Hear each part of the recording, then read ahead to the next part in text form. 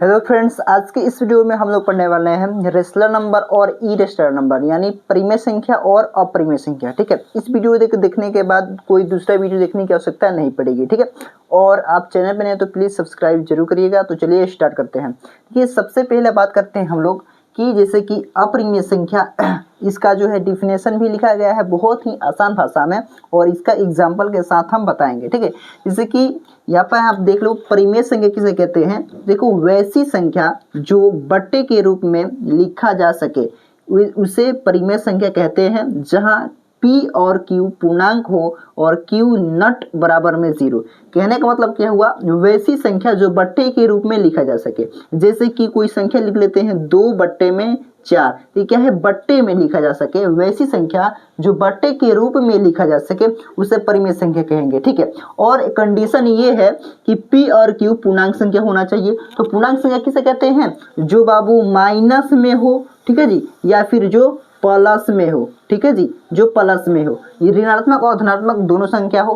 पूर्णांक संख्या पर हम वीडियो बना चुके हैं, नहीं देखे हैं तो जाकर पिछले वीडियो देख लीजिएगा। ठीक है, तो क्या होगा बाबू, जहां P और Q क्या हो, पूर्णांक संख्या हो, प्लस में हो और माइनस में हो। ठीक है, और Q नट बराबर में 0, यानी जो संख्या हम बट्टे में लिखते हैं वो तो परिमेय संख्या हो जाएगा, लेकिन बट्टे में जो है 0 नहीं होना चाहिए। ठीक है, यानी बट्टे में जो है, बट्टे के नीचे में 0 नहीं होना चाहिए। जैसे कि अगर हम 2 बट्टे में 0 लिख दें तो भाई ये परिमेय संख्या नहीं कहलाएगा। अगर इसी को हम पलट दें, यानी 0 बट्टे में 2 लिखा जा सके तो ये हमारा क्या कहलाएगा बाबू, परिमेय संख्या कहलाएगा। ठीक है, 0 ऊपर रहेगा तो भाई परिमेय संख्या, अगर नीचे रहेगा तो भी वो हमारे पास परिमेय संख्या नहीं कहलाएगा। ठीक है, तो डिफिनेशन क्या हुआ, वैसी संख्या जो P/Q के रूप में लिखा जा सके उसे परिमेय संख्या कहते हैं, जहां P और Q पूर्णांक हो और Q नट बराबर में 0, यानी बट्टे में 0 नहीं हो।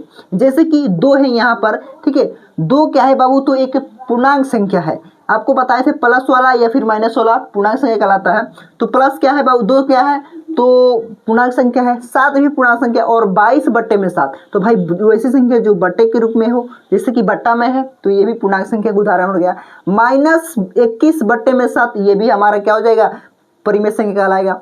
8 - 9, ये भी हमारा क्या कहलाएगा, तो परिमेय संख्या कहलाएगा। 0 बट्टे में 6 क्या कहलाएगा, परिमेय संख्या। अगर 6 बट्टे 0 हो जाएगा तो भाई ये परिमेय संख्या नहीं कहलाएगा। ठीक है, तो चलिए अब हम बात करते हैं अपरिमेय संख्या के बारे में। ठीक है, परिमेय संख्या हमारा जो है कंसेप्ट क्लियर हो गया। अब जानेंगे हम अपरिमेय संख्या। देखिए, एक क्वेश्चन जैसे कि मान लीजिए √4, ठीक है जी, अगर आपसे कोई पूछे √4 कौन सी संख्या है, ठीक है जी, √4 ठीक से लिख लेते हैं यहाँ पर, √4। तो भाई एक बात ये भी है, √4 आप कहेंगे सर ये √4 जो है पूर्णांक संख्या नहीं है, तो भैया ये परिमेय संख्या कैसा हो जाएगा। तो भाई ये परिमेय संख्या है, किस तरह होगा ये भी बताऊंगा। अगर वैसी संख्या जो रूट के बाहर निकल जाए उसे परिमेय संख्या कहेंगे। जैसे कि रूट के बाहर किसे निकले, 2 दूना कितना हो जाएगा, 4। तो यहाँ हमारे पास निकल कर आ गया। ठीक है जी, 2 दूना कितना हो गया, 4। तो 2 हमारा आंसर आ गया। तो भाई 2 क्या है, तो परिमेय संख्या है। ठीक है, वैसी संख्या जो रूट के बाहर आ जाए उसे परिमेय संख्या भी कहते हैं। चलिए इस पर जो है हम थ्योरी बनाएंगे, बहुत ही बढ़िया तरीके से हर एक चीज को समझाने का प्रयास करेंगे अगले वीडियो में। ठीक है, आप बस कमेंट कर दीजिएगा।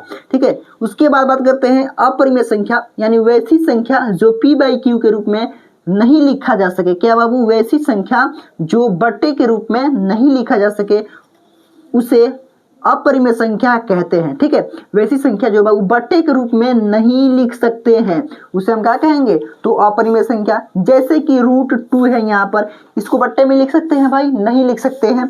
अगर आप कहिएगा सर इसके नीचे तो एक छिपा रहता है, तो भैया ठीक है छिपा रहता है, लेकिन ये ऊपर वाला संख्या क्या है, ऊपर वाला संख्या तो एक पूर्णांक संख्या नहीं है। अगर पूर्णांक संख्या रहता तो हमारे पास ये क्या कहलाता, ये जो है पूर्णांक संख्या नहीं, ये परिमेय संख्या कहलाता। ठीक है, तो ये जो है √2 क्या, ये अपरिमेय संख्या कहलाएगा। ठीक है, तो ये परिमेय संख्या नहीं कहलाएगा, क्योंकि बहुत सारे बच्चा क्या करता है भैया, ये नीचे 0 लगा 1 लगा देता है। ठीक है जी, और कह देता है ये तो सर परिमेय संख्या कहलाएगा। नहीं, परिमेय संख्या नहीं कहलाएगा।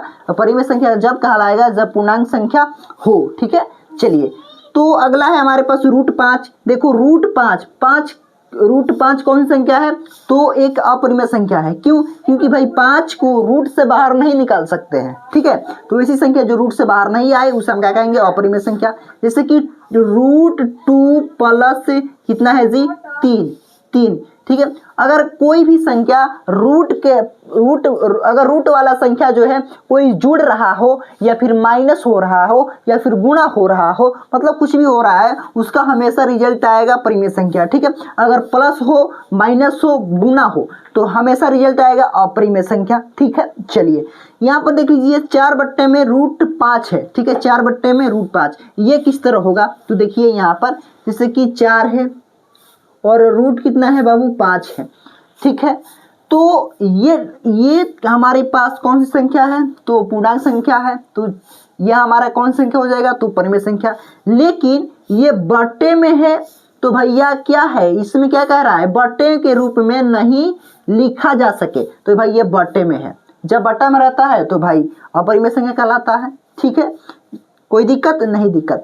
अब देखिए यहाँ पर एक नोट में लिखा गया है, नोट क्या है? पाई जो है, पाई आप जानते हैं, ठीक है जी। पाई एक क्या है? तो अपरिमेय संख्या है। लेकिन पाई के वैल्यू जितने भी होते हैं वो क्या होते हैं? तो परिमेय संख्या होते हैं, ठीक है जी। तो पाई एक क्या है? अपरिमेय संख्या है।